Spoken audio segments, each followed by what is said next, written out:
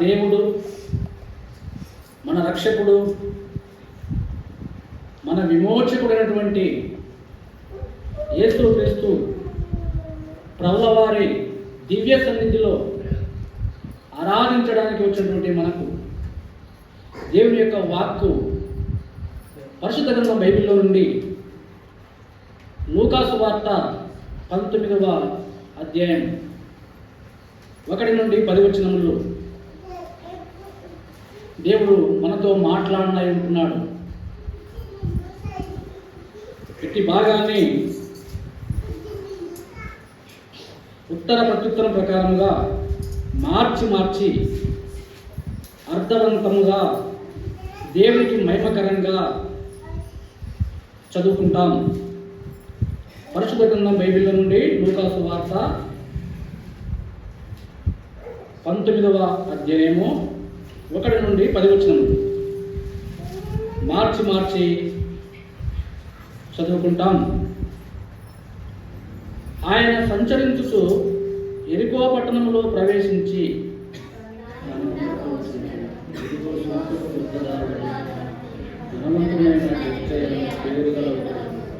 యేసు ఎవరో అని చూడగోరెను గాని పొట్టివాడైనందున జనులు గుంపు కూడి ఉండుట వలన చూడలేకపోయాను.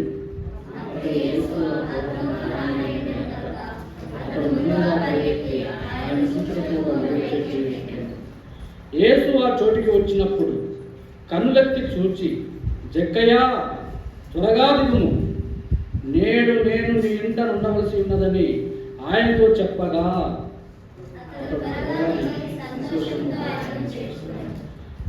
అందరూ అది చూచి ఈయన పాపి అయిన మనుషుల యొద్ద బస చేయ వెళ్ళినని సనుగుకొనిరి.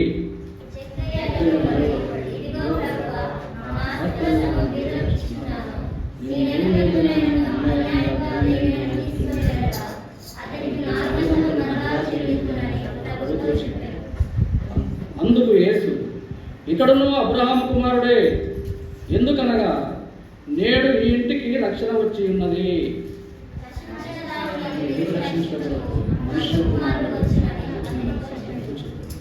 అందరం కలిసి మరొకసారి 10 వచనం. నశించిన దానిని వెదకి రక్షించుటకు మనుష్య కుమారుడు వచ్చినని అతనితో చెప్పాను.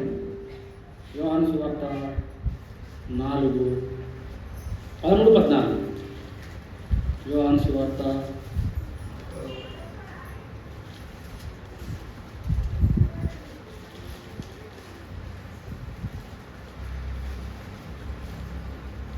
4:13-14 అందరం కలిసి చదువుకుంటాం. 23 యోహాను సువార్త 4:23-24. అయితే యథార్థంగా ఆరాధించువారు ఆత్మతోనూ సత్యముతోనూ తండ్రిని ఆరాధించు కాలము వచ్చుచున్నది, అది ఇప్పుడును వచ్చే ఉన్నది.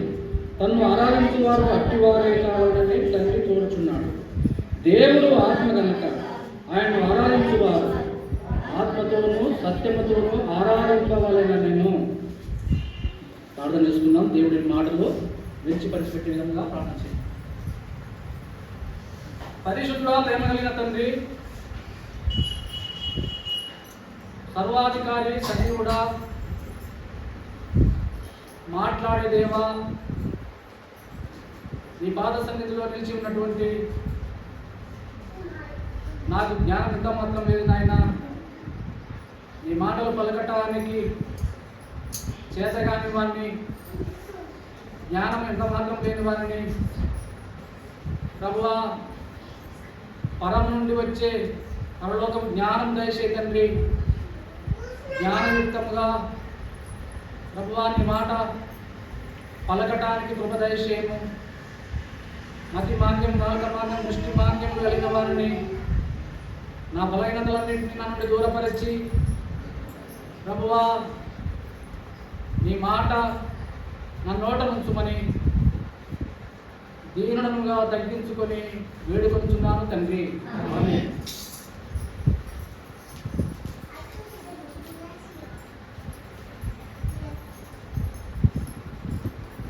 దేవుడు ఆత్మ గనక ఆయన ఆరాధించే మనందరం కూడా ఆత్మతోనూ సత్యముతోనూ ఆరాధించాలని దేవాది దేవుడు యేసుక్రీస్తు ప్రభువు మనతో మాట్లాడుతూ ఉన్నాడు. లూకా సువార్త 19వ అధ్యాయము అందరికీ సుపరిచితమైనటువంటి భాగమే. లూకా సువార్త 19వ అధ్యాయం అనగానే ఎవరు జ్ఞాపకం వస్తారు? జక్కయ్య జ్ఞాపకానికి వస్తాడు. జక్కయ్య అనేటువంటి మాటకు అర్థం ఏమిటి అని అంటే పవిత్రుడు అనే అర్థం. ఏంటంట జక్కయ్య అనే మాటకు అర్థం? పవిత్రుడు. మర్చిపోవద్దు. జక్కయ్య అనగా పవిత్రుడు. చూడండి, పేరుకు తగినటువంటి జీవితం కలిగి ఉండాలి జక్కయ్య. పవిత్రుడు, ఎలాంటి కల్మషం లేనటువంటి వాడనేది ఆ పేరు చూపిస్తూ ఉంది. పవిత్రంగా జీవించేవాడు, కల్మషం అంటకుండా, ఈ లోక మర్యాద చొప్పున నడుచుకోనకుండా పవిత్రంగా, పరిశుద్ధంగా, నీతిగా, నిజాయితీగా జీవించాలి. అది ఆ పేరుకున్నటువంటి అర్థం. కానీ జక్కయ్య ఏం చేస్తున్నాడు ఇక్కడ అంటే దానికి భిన్నంగా, పేరుకు భిన్నంగా జీవిస్తున్నాడు. ఆ పేరుకు వ్యతిరేకంగా జీవిస్తున్నాడు. అపవిత్రుడుగా జీవిస్తున్నాడు. జక్కయ్య అనేటువంటి మాటకు పవిత్రుడు అని పేరు. ఆ పవిత్రమైన పేరుకు అపవిత్రుడుగా జీవిస్తున్నాడు. ఈ మాట మన జీవితాలకు అన్వయించుకుంటే చాలామంది బాప్తిసం తీసుకోగానే పేర్లు మార్చుకుంటారు. పేరు మార్చుకోగానే సరిపోదు. పేరుకు తగిన జీవితము జీవించాలి. పేరుకు తగినట్టుగా జీవించాలి. ఎందుకంటే దేవుడు అంటాడు, మిమ్మును బట్టే కదా అన్యజనుల మధ్య నా నామము దూషింపబడుచున్నది. పేరును బట్టి మన యేసయ్య నామము దూషణ పాలు కావద్దు. ఇక పేరును బట్టే దూషణ పాలైతే ఇక మన క్రియా జీవితము అంతకంటే ఘోరంగా ఉంటుంది. ప్రియమైన దేవుని బిడ్డలారా, పేరుకు తగిన జీవితం జీవించాలని ఆ సర్వోన్నతుడు, మన రక్షకుడు, మన విమోచకుడు యేసయ్య ఆ అపవిత్రతను పోగొట్టడానికి జక్కయ్య అనే పేరుకు పవిత్రుడనే అర్థం. మళ్ళా పోగొట్టుకున్నటువంటి ఆ పవిత్రత మళ్ళీ పరిశుద్ధపరచడానికి, పవిత్రపరచడానికి, నూతనపరచడానికి ఆ దేవాది దేవుడు ఈ లోకానికి వచ్చినాడు. ఈ జక్కయ్య అనే పేరుకు తగినట్టుగా జీవితం ఉండాలని ఆ దేవుడు ఈ లోకానికి వచ్చినాడు. ఈ లోకము ఎట్లాంటిదంటే శాపగ్రస్తమైనది. ఎందుకు శాపగ్రస్తమైంది? అవ్వాదాము చేసిన పాపమా అంటూ నేల శపింపబడింది. అవునా? శపింపబడిందా? శపింపబడలేదు? శపింపబడింది. ఒకప్పుడు దేవుడు భూమ్యాకాశములను సృజించినప్పుడు ఇది మంచిది, ఇది మంచిదని చెప్తా వచ్చినాడే. ఆ మంచిది మంచిదని చెప్తా వచ్చినటువంటి ఆ పదానికి ఈ లోకాధికారైనటువంటి సాతానుడు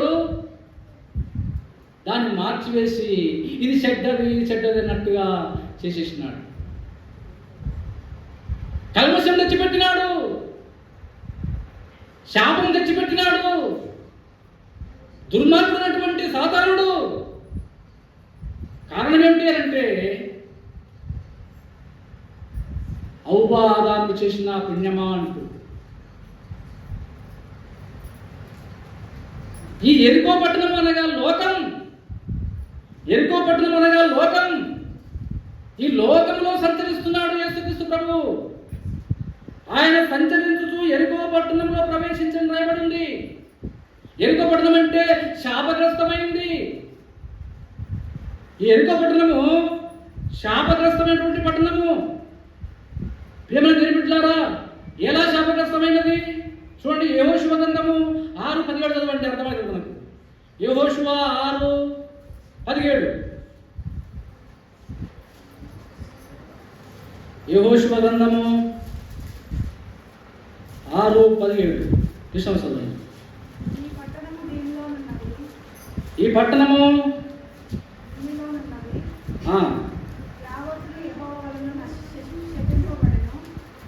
యావత్తును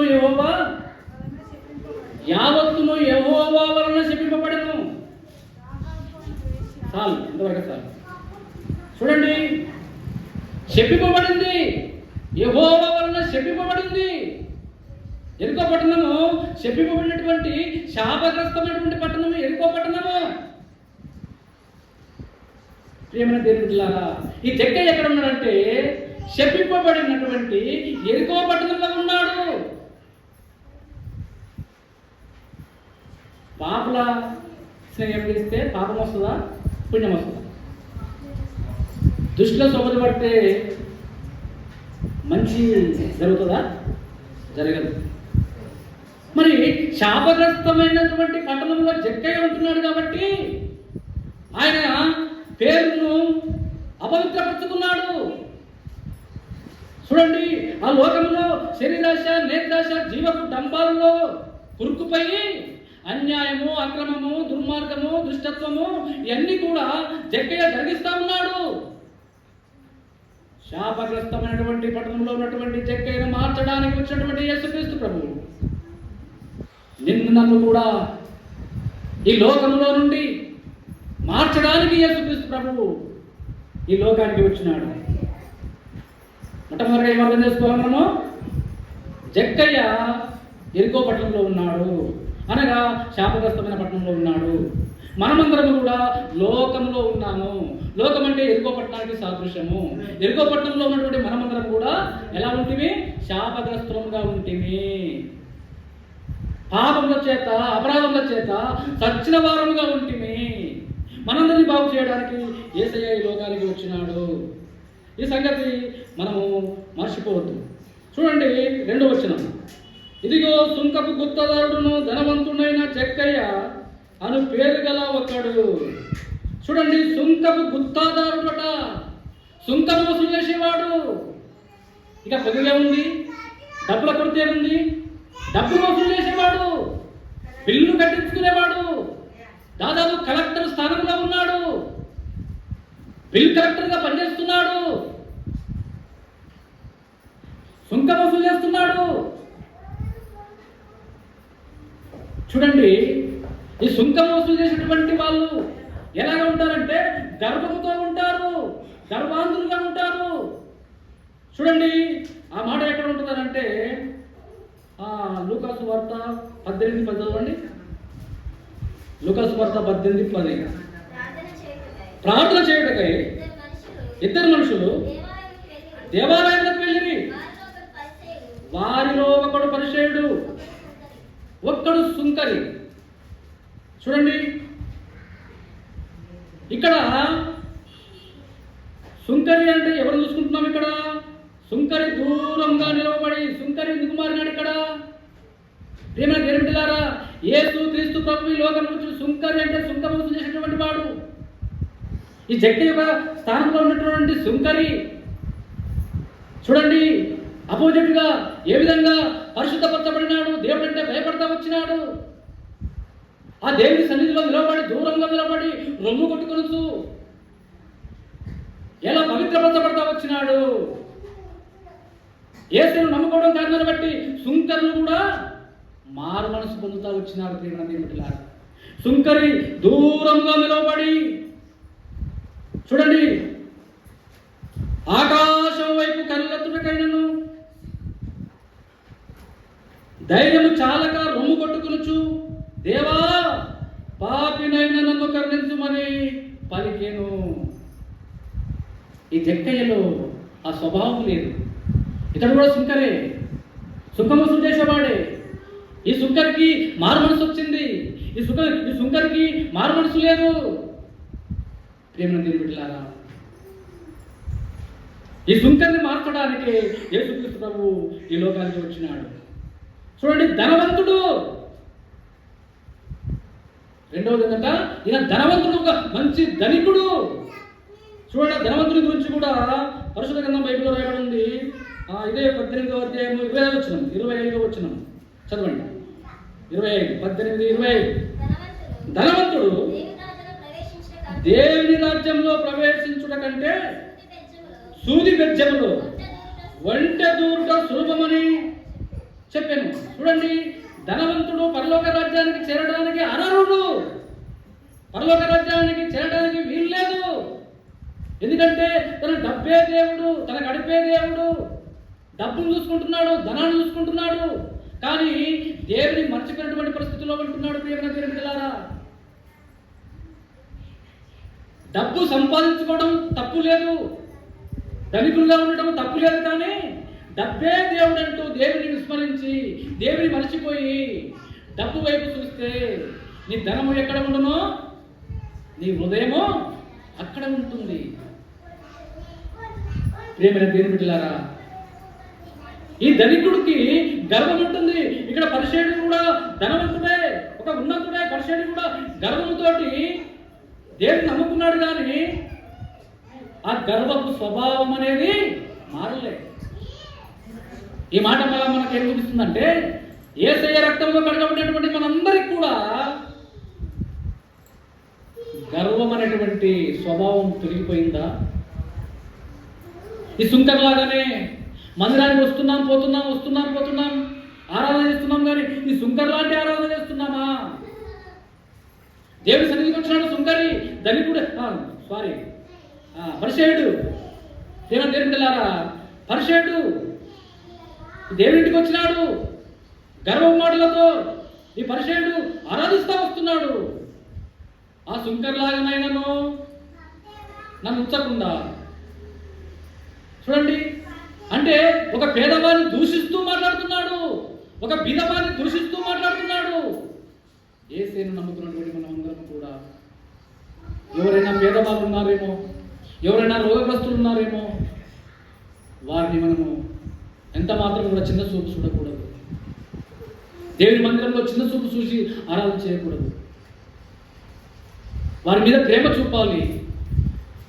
ఈ సుంకరైతే, ఈ పరిసేయుడైతే సుంకర్ని చిన్న చూపు చూసినట్టుగా ఇక్కడ ప్రార్థన చేస్తూ ఉన్నాడు, ఆరాధిస్తూ ఉన్నాడు. ప్రియమైన దేవుని బిడ్డలారా, మనం అలాగే ఉండకూడదని దేవుని వాక్యం మనతో మాట్లాడుతూ ఉన్నది. చూడండి, 3వ వచనంలో, యేసు ఎవరో అని చూడగోరను కానీ పొట్టివాడైనందున జనుడు గుంపుగూడి ఉండటం వలన చూడలేకపోయింది.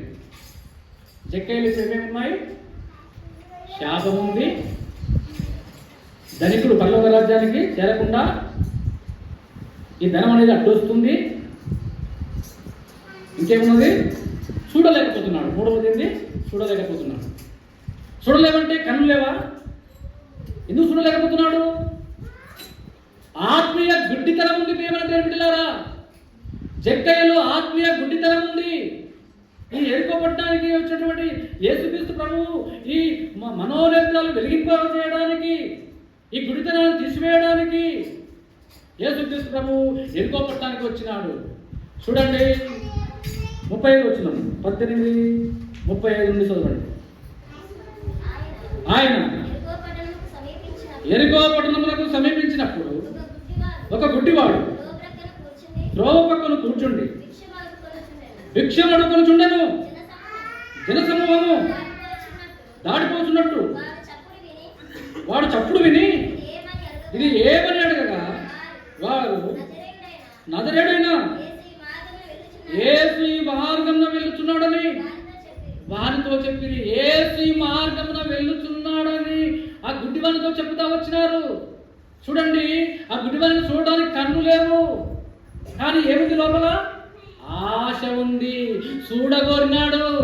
ఈ గుడ్డివాడికి ఇక్కడ ఏ గుడ్డివాడు? కన్నుండి చూడలేని ఆత్మీయ గుడితనం ఊళ్ళో ఉంది, జక్కయ్యలో ఉంది.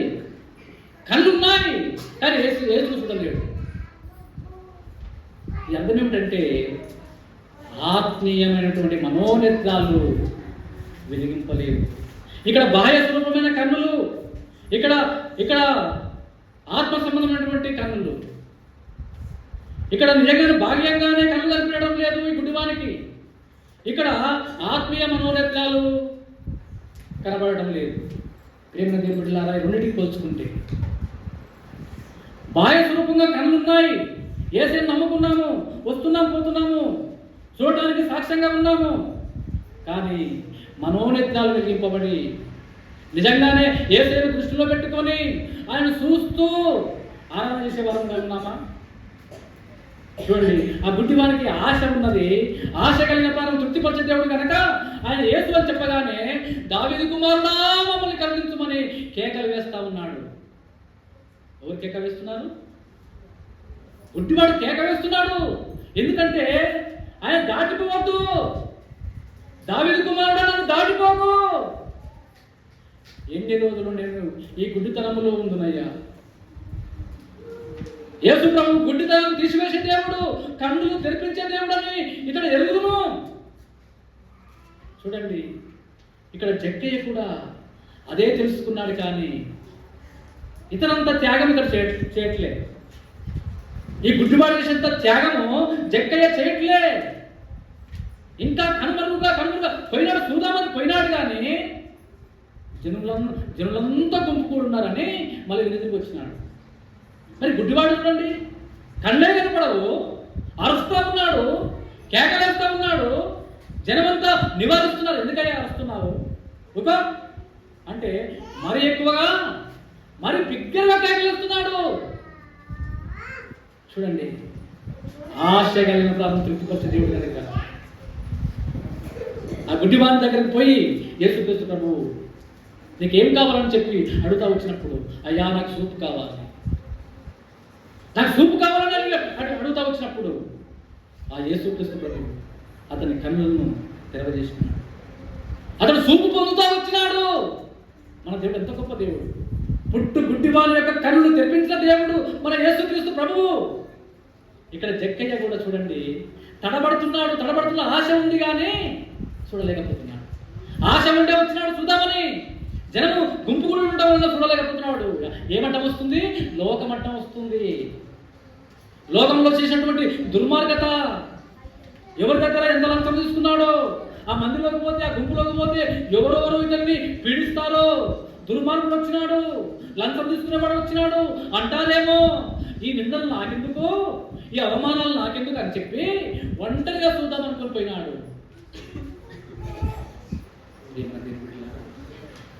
ఈ మాట మన జీవితాలకు అన్వయించుకుంటే మన సాక్ష్యము జనములు గుంపుగూడి ఉన్న చోట యేసయ్య గురించి ప్రకటన చేయగలవా? జనములు గుంపుగూడి ఉన్న చోట యేసయ్య గురించి సాక్ష్యం చెప్పగలవా? ఒక బ్రదర్ సాక్ష్యం చెప్పామంటే, బ్రదర్ నేను ఇక్కడ చెప్పగానే వేరే ఊళ్ళో చెప్తా బ్రదర్ అన్నాడు. కారణం ఏంటి? నేను ఈ ఊళ్ళో చెప్పగానే వేరే ఊళ్ళో చెప్తా అంటే ఆ ఊరిలో ఏదో మోసం చేసి ఉంటాడు, ఆ ఊరిలో సాక్ష్యం బాగలేదు. మనుషులను తప్పిపెట్టవచ్చు నేను, కానీ మనల్ని కన్నవాడు, మనల్ని విమోచించిన వాడు, ఆ కలవరి సిల్వలో ప్రాణం పెట్టినటువంటి చేసుకోవడం మన గురించి తెలియదా? మన స్వభావ లక్షణాలు తెలియవా? ఆరాధించే మనం ఏ విధంగా ఉన్నాం? ఈ జక్కయ్య మేడు చెట్టు ఎక్కినాడు. పోయి మేడు చెట్టు ఎక్కి దొంగ చాటుగా చూద్దామనుకున్నాడు. ఎవరి కంటిలో పడకుండా చూద్దామనుకున్నాడు. యేసు ప్రభు మరుగైనది ఏది కూడా బయలుపరచబడకపోదు. యేసయ్య ముందు ఏదైనా మరుగుపరుస్తున్నామేమో, మనము ఏదైనా కనపడకుండా చేస్తున్నామేమో, దేవునికి అసహ్యమైనటువంటి కార్యాలు మనుషులకు కనబడకుండా, దేవునికి కనబడకుండా సాటు కార్యములు ఏమైనా చేస్తున్నామేమో. దేవుడు చూస్తున్నాడు, జాగ్రత్త. ఆ మేడి చెట్టు దగ్గరికి పోయి అలాగనే చక్కగా వెళ్ళిపోతాడు అనుకున్నాడు జక్కయ్య. ఆ చెట్టు కిందంగా వెళ్ళిపోతాడు అనుకున్నాడు. అక్కడ నిల్చుంటాడని, ప్రత్యేకించి నన్ను చూస్తాడని అస్సలు కూడా అనుకోలే. దొంగచాటుగా నేను మాత్రం చూస్తా అనుకున్నాడు.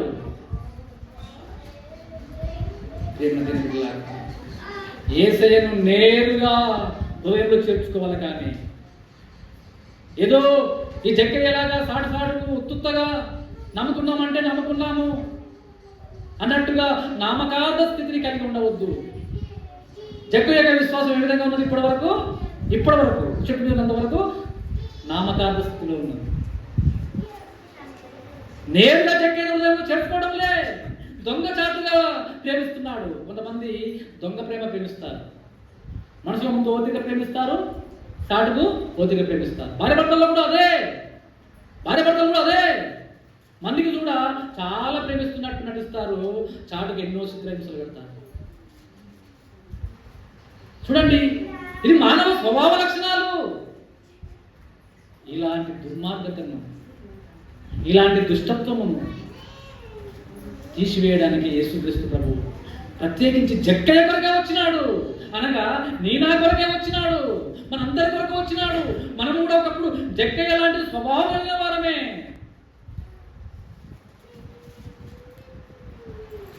చెట్టు మీద ఉన్నాడు, చూస్తున్నాడు. యేసుక్రీస్తు ప్రభువులు తండోపతండాలు జన సమూహముతోటి ఆ మార్గం గుండా వెళ్ళిపోతా ఉంటే చూస్తున్నాడు జక్కయ్య. ఆ కొమ్మల మధ్య కోతిలా కూర్చొని చూస్తున్నాడు.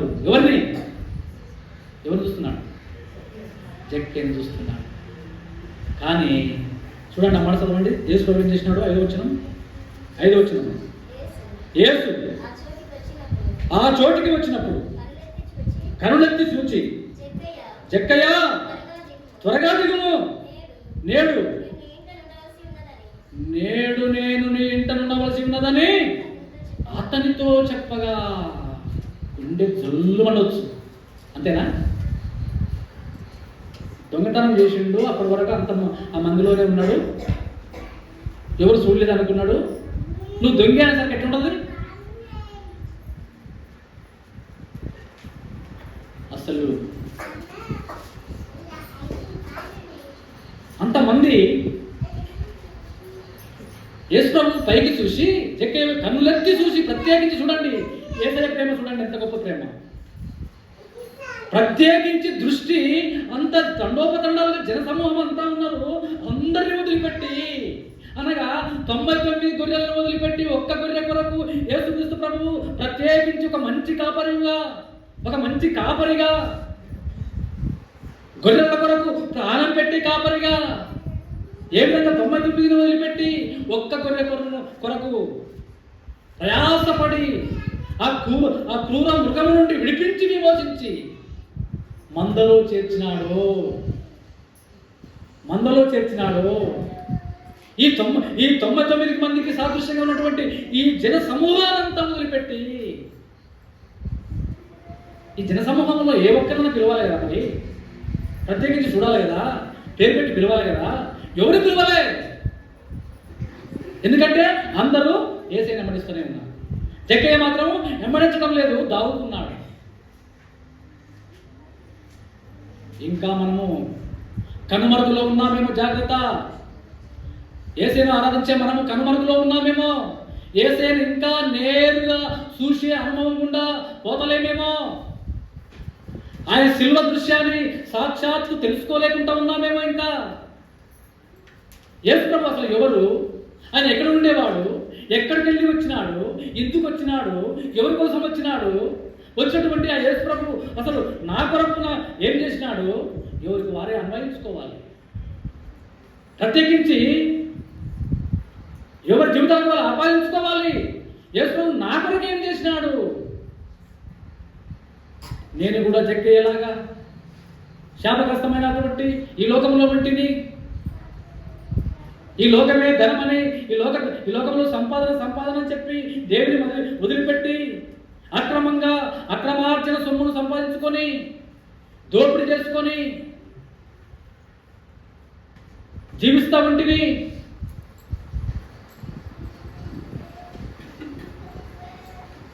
యేసయ్య పేరు విని సువార్త చెప్పే వాళ్ళకు కూడా నేను వ్యతిరేకిస్తూ, ఆటంకపరుస్తూ, చాటుగా దాగుకొని వింటిని. చాటుగా దాగికొని ఉన్న నన్ను ప్రత్యేకించి నన్ను చూచి పేరు పెట్టి పిలిచి తనతో పాటు నాతో పాటు ఆయనతో పాటు నేను కలిసి నా ఇంట్లోకి పోయి భోజన సహవాసములు అన్యోన్య సహవాసము కలిగి జీవించే ధన్యత నాకు ఇచ్చినాడు అని చెప్పి ఆరాధిస్తున్నటువంటి అనుభవం ఎంత అనుభూతినిస్తుంది, ఎంత ఆనందాన్ని ఇస్తుంది. ఈ జక్కయ్య ఎప్పుడైతే జక్కయ్య త్వరగా దిగుమనగానే మొదట భయపడ్డాడు, కానీ తరువాత మనోనేత్రాలు వెలిగింపబడ్డాయి. యేసు పిలుపులో స్వస్థత ఉన్నది, యేసు మాటలో స్వస్థత ఉన్నది. జక్కయ్య అని పిలిచినటువంటి ఆ శబ్ద తరంగాలలో స్వస్థత కిరణాలు ఆ జక్కయ్య హృదయంలోకి తాకినప్పుడు ఆయన మనోనేత్రాలు వెలిగింపబడి త్వరగా దిగి యేసుని తన ఇంట్లో తీసుకొని తన ఇంట్లో చేర్చుకున్నాడు. సంతోషం వచ్చింది, ఆ భయం లేదు, ఆ అవమానం లేదు, ఈ జనాలు నిందిస్తారేమన్నటువంటి ఆలోచన అసలే లేదు. సంతోషంతో ఎవరన్నా ఏమనుకోని, ఎవరనుకుంటే నాకేమి, నా ఏసే నాకుంటే చాలనుకున్నాడు. ఏసు నిమ్మలు పెట్టుకుని పోయినాడు, ఇంట్లో చేర్చుకున్నాడు. పాపేసి జనమంతా వీళ్ళంతా ఏమంటున్నారు, వీళ్ళంతా శాస్త్రుల పరిస్థితి చూడండి, 7వ వచనం. అందరూ చూచి ఈయన పాపి అయిన మనుషుల యొద్ద బససేయని చదువుకుంటున్నారు, చాలా చదువుకుంటున్నారు, గునుకుంటున్నారు, దూషిస్తున్నారు, జక్కేని తిడుతున్నారు, యేసుప్రభుని తిడుతున్నారు. జక్కేకి తెలియదా? తెలుసు. ఎవరెవరుకుంటే నాకేమి, నా దేవుడు నాకు ఇచ్చాను. ఈ అనుభవంలో మనం ఉన్నామా? ఆరాధన ఏమంటే వీళ్ళందరూ ఏమనుకుంటారో అనుకోవద్దు ప్రేమ దేవులారా. ఆరాధన చేయమంటే ఈ జనము ఏమనుకుంటారో జనాలకు భయపడి ఆరాధన చేయకుండా ఉండకండి. యేసును నేరుగా చూడండి, నేరుగా హృదయంలో చేర్చుకోనండి, యేసుతో కూడా సహవాసం చేయండి. అప్పుడు మనలో ఉన్నటువంటి ఈ పాప స్వభావం అంతా కూడా బయటకు వస్తుంది. ఈ జక్కయ్య ఇంట్లోకి ఎప్పుడైతే యేసయ్య వచ్చినాడో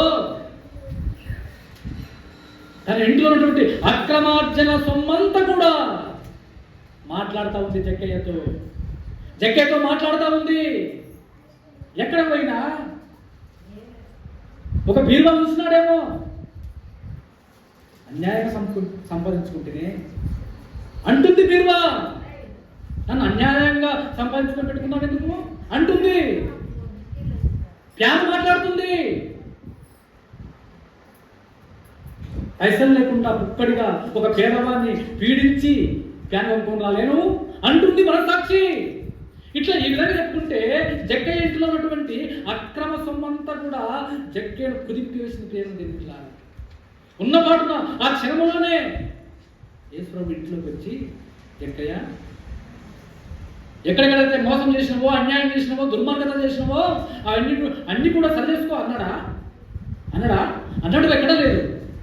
కానీ యేసు ఇంట్లోకి రాగానే మనోనేత్రాలు వెలిగింపబడ్డాయి కాబట్టి అప్పుడు కనిపిస్తుంది ఏది అక్రమమో, ఏది నిజాయితో, ఏది శాపగ్రస్తమైందో, ఏది పవిత్రమైందో. చూడండి, ఇవన్నింటినీ కూడా క్షుణ్ణంగా తన మనోనేత్రాలతో చూడగలిగినప్పుడు ఉన్న పట్ల వచ్చి యేసే దగ్గర అంటున్నాడు, అయ్యా ఎవరి దగ్గరనైనా నేను అన్యాయముగా దేనినైనా తీసుకునే ఎడల ఒక్కడికి 2 అంతలు నేను పంచిపెడతానయ్యా. చూడండి, మనోనేత్రాలు వెలిగింపబడ్డప్పుడు అప్పుడు యేసుప్రభు అంటున్నాడు, బీదలకు పంచిపెడుతున్నా అని మాట ఇక్కడ ఉంది. బీదలంటే ఎవరు? ఒక బీదవానికి నేను ఆకలి కొట్టిని, నువ్వు ఆహారం పెడుతుంది, ధూప కొట్టిని, దాహాన్ని నీలిస్తీవి అంటే బీదలకు పంచిపెడుతున్నటువంటి మాట ఏసేగిస్తున్నట్టు. ఏసే మాట కూడా ఏసేగిస్తున్నాడు ఇక్కడ. నీ సంపాదనలో 10వ వంతు దేవుడికి ఇస్తున్నాడు ఇక్కడ. అంతేకాదు అక్రమంగా అన్యాయంగా ఎవరి దగ్గర అన్యాయాన్ని సంపాదించుకున్నాడో వాళ్ళకు 2 అంతలు ఇస్తున్నాడు. ఏనండి బిడ్డలారా, 2వ భాగంలో సవివరంగా చూసుకుందాం. కానీ ఇప్పుడు మన అనుభవంలోకి వస్తే శాపగ్రస్తమైన పట్టణంలో మనం ఉంది. యేసు ప్రభు ఆ కలవరి శిలువలో కాల్చినటువంటి అమూల్య రక్తదారుల చేత ఆయన విడిపించి విమోచించి శాపగ్రస్తమైనటువంటి శాపగ్రస్తమైనటువంటి మనల్ని పవిత్రపరుస్తూ వచ్చినాడు. యేసు రక్తంతో కడుగుతూ వచ్చిన కారణాన్ని బట్టి, మనోనేత్రాలు వెలిగింపబడ్డ కారణాన్ని బట్టి, అక్రమంగా అన్యాయంగా సంపాదించుకున్నటువంటి ఏవైనా ఉంటే ఒప్పుకొని విడిచిపెట్టి ఇప్పుడు నీతిగా నిజాయితీగా పవిత్రమైన పేరుకు అర్థవంతంగా జక్కయ్య ఏ విధంగా జీవిస్తూ వస్తున్నాడు, మనం కూడా అదే స్థానంలో ఉంది ఆయన ఆరాధించే వారంగా ఉన్నాం. చూడండి, ఒకప్పుడు ఈ సుంకరి అన్యాయస్తుడు, ఈ 18వ అధ్యాయంలో ఉన్నటువంటి సుంకరి లాగా ఇతను కూడా మారు మనసు పొందినాడు, దేవునికి భయపడుతున్నాడు, ఆరాధిస్తున్నాడు. కాబట్టి ఇతడును అబ్రాహాము కుమారుడే, నేడు ఇంటికి రక్షణ వచ్చి ఉన్నది, రక్షింపబడిన అనుభవం కలిగి జక్కయ్య ఆరాధన చేస్తూ ఉన్నాడు. మనం కూడా రక్షింపబడిన అనుభవం కలిగి మరి యేసును ఆరాధించండి. ఒక సహోదరుడు ఒక సహోదరుని